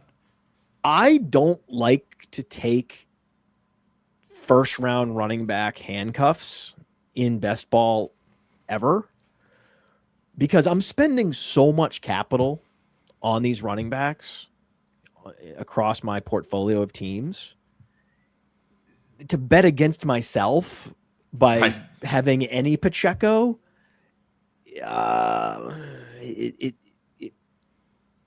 I can't mathematically prove that it's suboptimal. It just feels bad. And I don't think it's ever been a strategy that anyone has ever touted. Like, hey, you should be doing this. You should have teams with Gibbs and some teams with Pacheco. I'm like, I don't think that's true. Right? I don't think people that drafted McCaffrey, they had teams with Garendo or teams with Jordan Mason. Like it doesn't matter. Like, no, if McCaffrey goes down and you have a bunch of McCaffrey, then it's over. Like those teams are over, and you're probably going to lose money this year if you're overexposed to that guy. That's just what's going to happen. And having another guy on that roster in the backfield isn't going to help, right? So to me, in terms of format, FFPC high stakes leagues, this is where Pacheco has the most value. Oh, for sure. Managed leagues where you can take him and you don't have any Gibbs, doesn't matter if you have Gibbs or not, but just having Pacheco there, and then you can always make a move if you want to drop him and not drop him, whatever, but you have him, and you have him at least for the first, say, 3 weeks of the season where you know that everyone in that league, like you said, would be searching for Pacheco to add him, and then they're going to find out that you already have him because you took him as your last round pick. That's the type of player that Pacheco is, and that's the type of league where you want to have a guy like Pacheco. Big time. Packers. It's a tricky one. I would think they're looking at running back on day 2 and day 3 of the draft this year. So I'm going to guess rookie. But if they don't go rookie, I mean, I guess Marshawn Lloyd. I guess if he's healthy ever. I'm not sure Marshawn Lloyd exists. He might be like Sid Finch, where it's like a person we've been told exists, but may or may not be real. He's hurt constantly, 17 different injuries at all times. But I mean, if he's available, he does remind me a lot of early Rico Dowdle. For sure. Rico Dowdle was an absolute ghost for 3 years.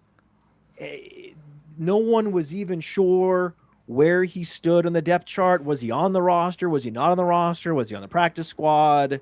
Was he on the IR? Where is Rico Dowdle? We have no idea. We haven't seen him. He hasn't taken a snap. this is a very similar situation. For sure. If, and this is an absolutely massive if, but if he's healthy and available and Josh Jacobs goes down, there's just no question who the more effective, higher upside player is between him and Chris Brooks. Like, Chris Brooks is a 3rd and 10er. So I think it's Lloyd. It's just, the degree of... I would love to take shots on Lloyd for basically nothing in Dynasty, last round pick in a managed league. Best ball's tough because the percentage chance you've spent one of your dedicated slots on an injured reserve participant is high with Lloyd. But in leagues where that doesn't cost you quite as much, he remains interesting. The light is on. The fact that they let Emmanuel Wilson go for almost nothing is very interesting if you happen to be a Marshawn Lloyd believer. So I've experimented with this show. I've tried uploading it to YouTube to see if it could perform better. I've tried streaming it to Player Profiler Now. I think from now on, we're just going to stream shows that I host to Player Profiler and other shows to Player Profiler Now, but I'm going to stream this show to YouTube, whether or not it helps the show get a wider reach or not, because of these kinds of comments. I did not know this. Neither did I. I did not know. I have verified it. It is true. According to @JPT. JPT. Hey, JPT. JPT makes me want to have that inflection in my voice for some reason. I have no idea why. He claims, truly, from a position of facts, that Damian Martinez, a true sort of Chris Rodriguez style workhorse at Miami, is on the Packers. And that's interesting to me because he is the closest comparable to Josh Jacobs. I liked Damian Martinez, and I think he can play. I have to assume there's other things at play with him because just based on the statistical profile and the tape, it makes no sense that he lasts around 7. It makes no sense that he couldn't stick with the Seahawks through camp. So there must be some character element there that we don't know about. But conditioning could be conditioning. Could just be a conditioning issue where, like, listen, the guy just can't. He's not in good enough shape to play football at a professional level. Right. Something is up. There's something in the water with him, clearly, because just based on the tape and the stats, this is a guy that should have gone round 3, round 4, round 5, and been an RB2 last year, not round 7 and camp cut. It doesn't make any sense. So something's up with him, but I agree with you. I'm interested. This is a wide open RB2 job with Chris Brooks, who's a nothing burger, and Marshawn Lloyd, who's on injured reserve 90% of his games. Like, if things fall where Damian Martinez gets to just be on the field, like, I'll back him. I believe in him as a player. So with the Vikings, we know who the running backs are there. It is a 50-50 split. We know it is just a pure specialist backfield. Do you have a particular take on their backfield? Is there one versus the other you're drafting more? Well, it's odd because this was one where I wrote up my preview of the offseason for the running back position, and this was the one that genuinely surprised me the most because without tracking the stats on a weekly basis, it felt like Jordan Mason got his opportunity early, failed, faded, and Aaron Jones, finished stronger. And you look at the stats, and Aaron Jones's advanced metrics are terrible last year. Not that surprising. He's quite old.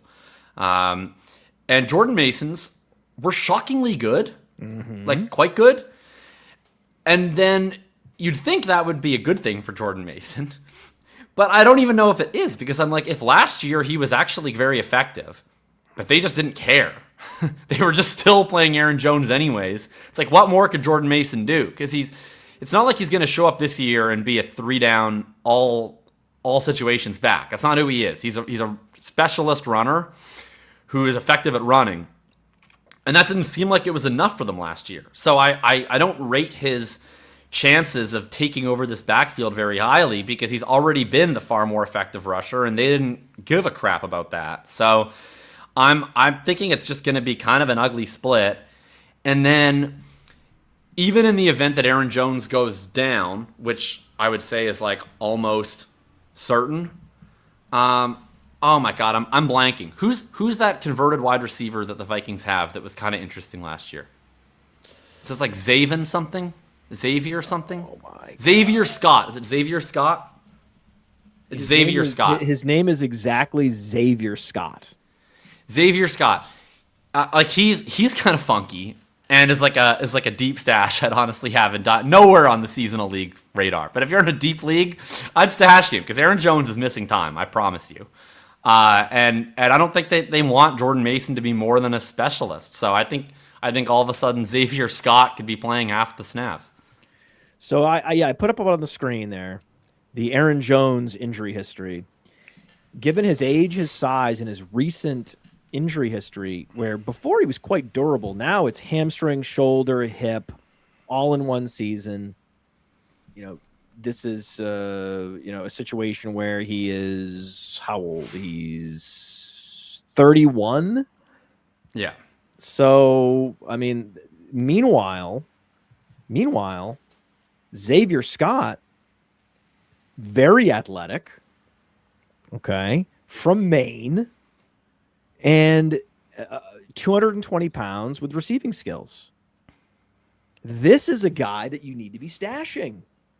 This is absolutely someone that should be on every Dynasty roster, every single Dynasty roster, because this offense is going to be better this year. It has to be better this year. And I think Jordan Mason is a very strong bet in all formats. Jordan Mason in all formats and Xavier Scott stashed in Dynasty. That is my assessment. I'm with you. Yeah, of course you are. Falcons. Yeah, it's one of the B. Robinsons, and it's the much worse B. Robinson. Yeah. It's funny. It's like this is like a less explosive Pacheco situation. Yeah, it's the exact same. You have an elite back who they need to finally unshackle from the RB2 who was being annoying. They bring in a new RB2 who's untethered to the regime. Both of them had this pre-existing thorn in their side, and now they don't. And so Robinson comes in. He's going to be a pure RB2. He's not going to be the closer like Tyler Algier was. But if Bijan Robinson goes down, plug and play, RB2. Yeah, plug and play, but not with the same level of excitement. There's not the offensive line that they have in Atlanta compared to Detroit. There's not the same offense. They're in QB purgatory with two left-handed quarterbacks. Yeah.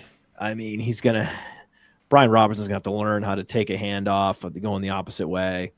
I love hammering these left-handed quarterbacks. This is the team I really want to talk about. All right. The Panthers. Yeah, this is fun. Because it's a good offensive line. It is.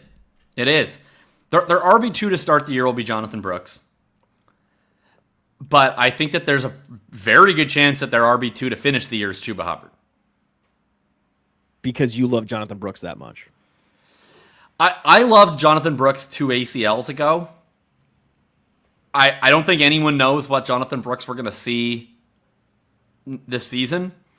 But the upside is really high. And Hubbard is fine. He's a replacement level starter. You think? He can handle it if he needs to. But I don't think he's really blockading anyone. If Brooks is going to get opportunities, he's going to play, I think, like every third or fourth drive to start the year. And if he looks clearly better than Hubbard, he can overtake him. I mean, Rico Dowdle overtook Hubbard last year. So I think Brooks is going to have a chance to show us if he's still the Brooks he was at Texas. If Brooks is the Brooks he was at Texas, he's taking over this backfield. I don't know if that's the case 2 ACLs later. In 10 games, he put up over 1,100 rushing yards and had 25 catches at Texas with a 6.1 yards per carry. Wow. This is at Texas, where most of these skill guys underwhelm. They underwhelm because the offense couldn't get out of its own way, and they're a defense first college program, and they just have so many players coming there now with NIL money that they have to spread it around.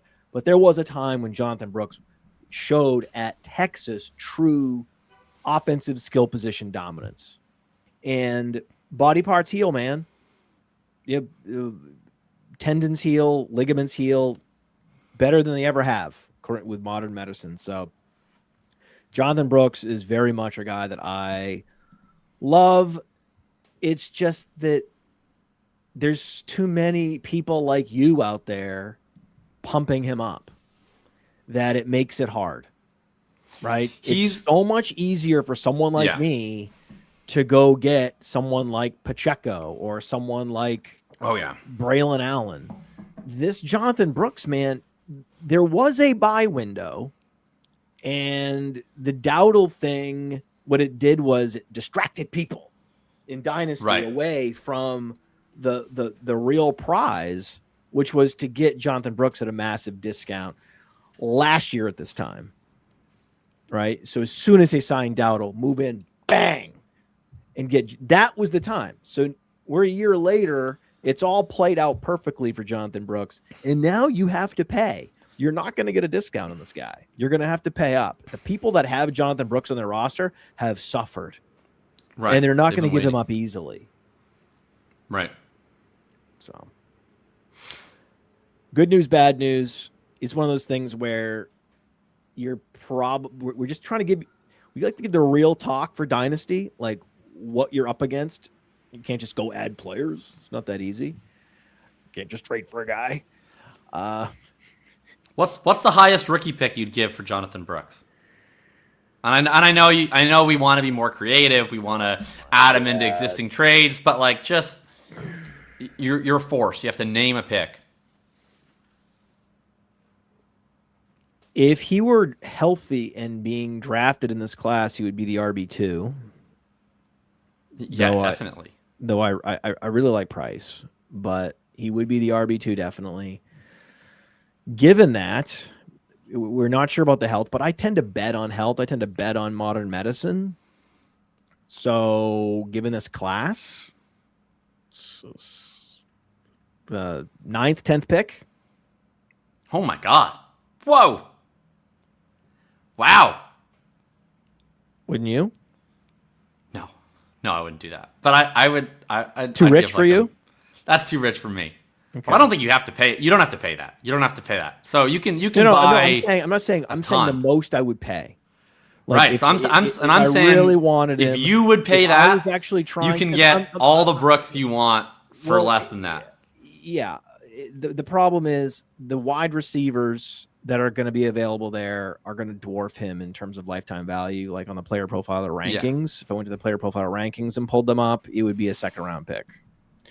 Right. But for me, in terms of how bullish I really am on this guy, and I was in negotiations and I really wanted him, in real life, I could get more going to the thing is I could get more going to another dynasty manager. So this is like a thought experiment that doesn't really help anybody in real life.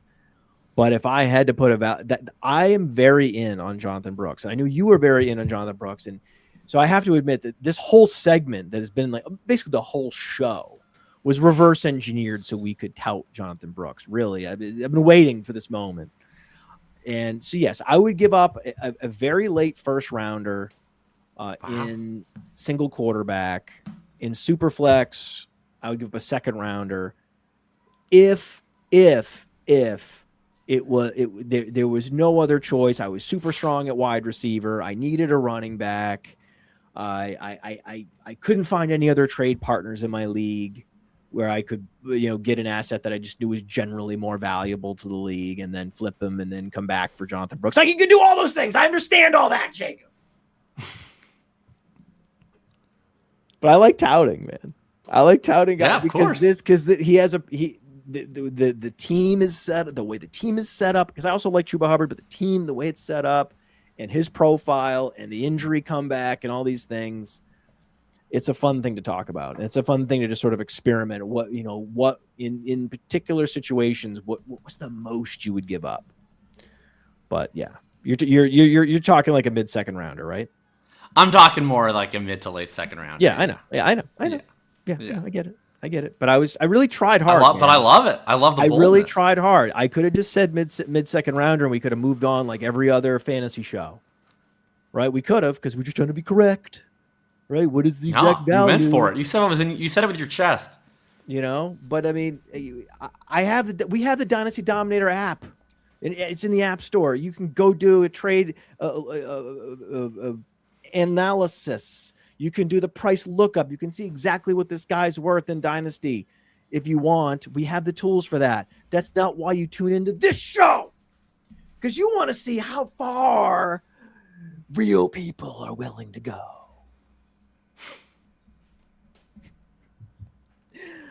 Saints. I'll say Devin Neal. It is Devin Neal. Yeah.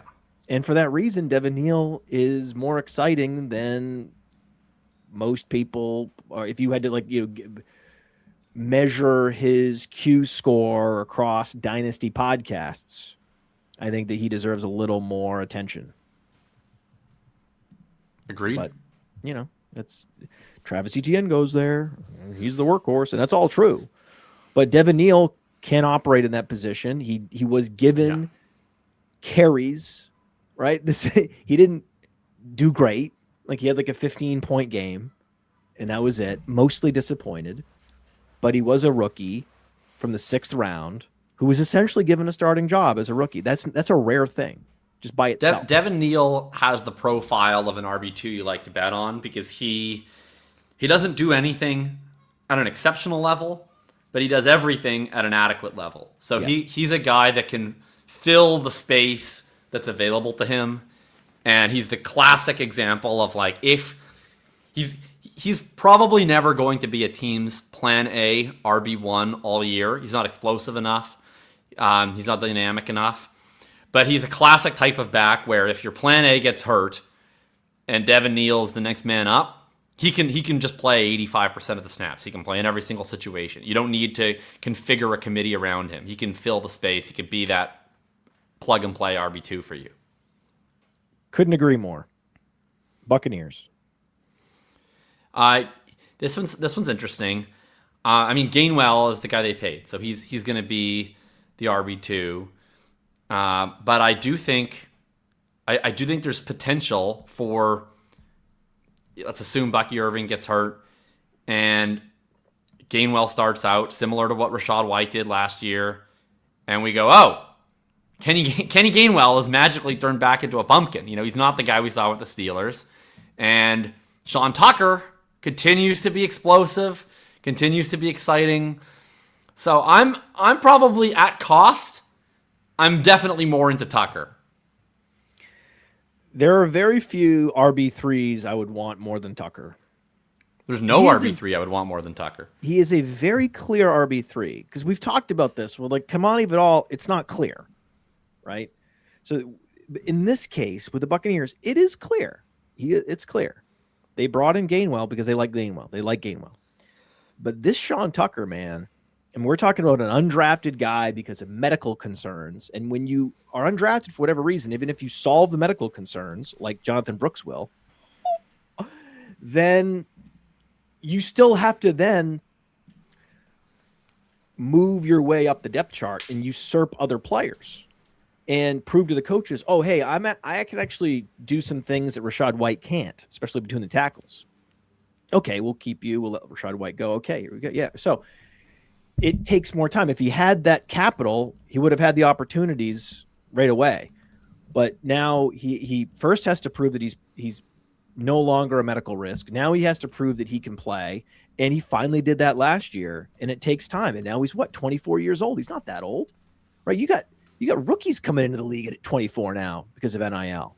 So yeah, I'm with you, man. Sean Tucker. I'm thinking in my head about. Would you rather have Sean Tucker than Devin Neal? I think yes. Tucker's proven to be legit good, and he he got tendered this year, so that's 3.5 million, which is like a lot to pay for an RB3. That proves they really like him. Yes. And I would bet next season I think he's going to have a real role. He's either going to ascend the Bucs depth chart, or another team is going to pay him more than the Bucs are willing to match. And I think he's going to have a legit chance. So Neal is the easier projection. It's easier to envision him ascending to touches this season. But like in Dynasty, I want to bet on Tucker. I think Tucker's good. Man, these shows, we just keep ticking up and up and up and up with these live streams with the concurrence. So we're close to 500. I really want to get to 500 concurrence. 500 concurrence in March isn't bad. That's officially not bad. Not bad at all. Cardinals, I will say, I have a hot take about the Cardinals. I don't think Trey Benson's on the team in week 1. So I think it's James Conner. Yeah, because he's the whole stinking thing. Yeah, I think it's just it's the stinking, it's the degenerative knee, it's the fact that they reworked Connor's contract and they bring in Tyler Algier, and like those 3 running backs, that's not a backfield that makes sense. Tyler Algier is a career early down grinder. James Conner was a 3-down back in Pittsburgh, but for Arizona, he's been predominantly a 2-down back plus. He's never played passing situations for them. It was DeMercado was playing 3rd downs for them. And then Trey Benson's an early down change of pace back. So you don't walk into week 1 with 3 running backs who don't play passing downs and don't play special teams. No NFL team does this. The 3rd back is a special teams passing down guy. So week 1, I don't think it makes any sense that week 1 all 3 of Algier, Connor, Benson are active. There's no other backfield that's ever looked like that with 3 early down running backs. That's a great point. So one of them is either healthy scratched or not on the team. And Algier's on the team. He's the starter. He's taking the first carry. Connor's probably on the team because they reworked his deal, but I wouldn't say it's like 100%. No, it's not. So I think Benson most likely is cut or season-ending IR or PUP or healthy scratch. Where does he end up? It's interesting to see where he ends up. The obvious answer would be Washington, but no, I think that it's not like the most running back needy team. It's a team where they actually need that particular skill set. Yeah. And yeah, we mentioned a team like maybe Indianapolis that they don't. Indianapolis would make sense. They don't necessarily feel like they have anyone that they can trust, and they feel like Benson's more proven than Giddens. That could be something. I don't know. I really have to think more about it. Because I've never considered the idea that Benson leaves.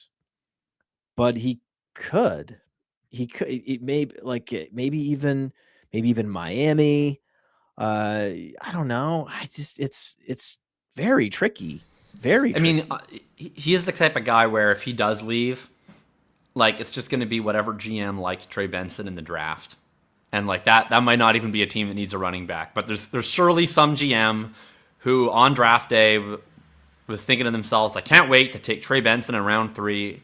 And they got sniped by the Cardinals, and they can't wait to get him back on the team. And I mean, it could be Minnesota would make. Someone said Minnesota. That would make a ton of sense.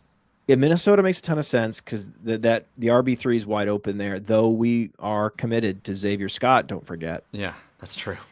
That's true. Our main running back. I actually think a really nice fit would be New England. Because he's got a lot more juice than Stevenson. Henderson is more of your all-purpose guy that can play special teams, can do it all, satellite back, can run between the tackles, right? But he's lighter, right? So it kind of makes sense. You have the big jumbo guy in Stevenson, then you have the medium-sized guy in Benson, and then you have the smaller guy in Henderson. I think that could be good too, especially if they're not loving Stevenson, and I don't think they are. He had fumble problems earlier. And he's always been a plotter that sort of, found himself in situations where he ended up putting up efficient seasons in spite of his lack of explosiveness. And that where Benson actually does bring explosiveness, just the question is, what else does he bring to the table? So I think that if I had to think about it for a while, and New England makes some sense, the Jets make some sense. Yeah. So, but I like where your head's at in terms of, hey, listen, the Cardinals aren't going to be showing up week 1 with these 3 guys active. So we got to figure this out. And by the way, at JPT, if you get a nice mic, buddy, I mean, he's been in the comments about Sean Tucker. I mean, do you think that's Jonathan Taylor? That's Jonathan Taylor's Twitter account is JTay23. Do you think Jonathan Taylor has a burner? Is Jonathan Taylor's middle name start with a P? Oh, by the way, if you can check private chat, I hate to do this live, but Jonathan Taylor's middle name is Peter. I don't know. Is it actually? No, I don't know. I can't find it on Wikipedia. Oh, man. All right, we're so close. So close. Rams. I can't find his middle name. Rams. We're going to go rapid fire. Rams, we know it's Corum. Let's do it. It's Corum. We know it's easy. Corum, but Bang. Hunter is still interesting. Keep Hunter. Don't give up on Hunter. Yeah, Jaquez Hunter's the second best RB3 after Sean Tucker. We would agree with that. Agreed. Big agree. San Francisco 49ers. Well, they're going to draft someone because they always draft someone, but the person they draft is never actually the RB2. So it's gonna be, I think, Jordan James, but they'll draft someone that we all get excited about, and then it'll be Jordan James. I think you're exactly right, and Jordan James is not that interesting. No, he's not. He runs like a 4.9. I could beat Jordan James in a 40. Seattle. That's super interesting because their backfield's clearly incomplete. They're the type of team whose starter could currently be on someone else's roster, right? It could be Tony Pollard just got cut. Trey Benson could be the RB1 in Seattle. I mean, there could be anything. As it stands, I think the running back who takes the first carry of the season is Emmanuel Wilson. Yes. I think their third down back is George Holani. Yes. And I think that their RB2 is Mike Washington or Jadarian Price, who could and probably will very quickly usurp Emmanuel Wilson. Jadarian Price to Seattle would make for a very fun debate, where certainly in Dynasty it's always going to be Jeremiah Love, but for this year, would you rather have Price with pick 32 in Seattle or Jeremiah Love in Tennessee in the top 10? I'd rather have Jeremiah Love. Okay, that's it. That's the answer there. But I just wanted to say that because it's fun to maybe do a little Jadarian Price check. Yeah, it's fun to see. Hey, what is? Let's do a quick price check, as you said. Yeah, which I love. The little play on words, and let's see if we can get some. Let's play a little hot take game. We can get a little hot takey here, like with the Jonathan Brooks first rounder. I think I have a bold take that Pickens and Lamb are teed up to both be our wide receiver ones this year. I think that offense is going to be pass heavy yet again. Like they love it. Don't upgrade the running back. They're gonna clearly invest in the offensive line. Like it's like use your logical mind about what they are going to upgrade the offensive line. They're going to give Dak more time. And these two players are going to be healthy. They're going to be going through camp together. They're going to be brothers in arms, and it's going to be just these two consolidated target share. The running back is not a threat to be a receiver out of the backfield with any kind of volume. It's just a guy at tight end with Ferguson. Flournoy is interesting as like a handcuff wide receiver from a small school with athleticism, but all these guys are, either Jags or people you have to tell stories about in order to get there. And then like with Jaden Blue, and then there's the two pillars of the offense that are just so special in totally different ways that are totally complementary. And that to me is the path for two receivers being wide receiver ones in fantasy. I agree. I mean, I was big on Pickens last year. People were concerned about you're not the wide receiver one, too concerned, and disregarding how many more routes he was going to run, and we saw that play out. I love the take. I'll go with a similar one for my hot take. We talked about, the Bears having kind of underqualified running backs. I think they're going to pass more this year. I think we see another step out of Caleb Williams this year. And so you had 2 pass catchers. I'll have another one that's similar. I think Colston Loveland is going to be the overall tight end 1, and Luther Burden is going to be a top 12 wide receiver. Love it. Absolutely love it. Hey, I want to thank you for being part of this broadcast. If you have any thoughts on it, leave a comment. If you enjoyed it, make sure you leave a like. And if you want to see more shows on the Player Profiler channel, subscribe to it. That's how we know you want more.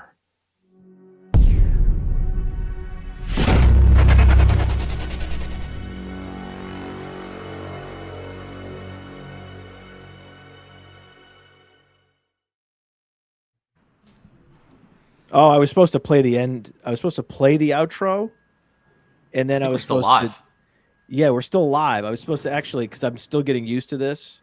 So I was supposed to say end, and then I was going to play the outro, but I just hit the outro manually, and then it sort of did it. So we're gonna do it again. We're gonna do it again. All right, no worries. We're gonna do another end screen. You guys ready for another end screen? This is going to be really embarrassing. Ready for this? Is just. A warning for all you kids out there. Don't just stream with the new software without getting to know it first. It's very dangerous, and you could be embarrassed like I was today just now. You know, it's important to me that all of our media be free, but it is you, the premium subscriber, with access to data analysis, the rankings, Dynasty Deluxe, DFS Dominator, the world-famous draft kit. You get that content, and you make all of this possible. The free podcasts, articles, NFL draft content. So I must give a special thanks to all of our premium subscribers. You make all of this possible.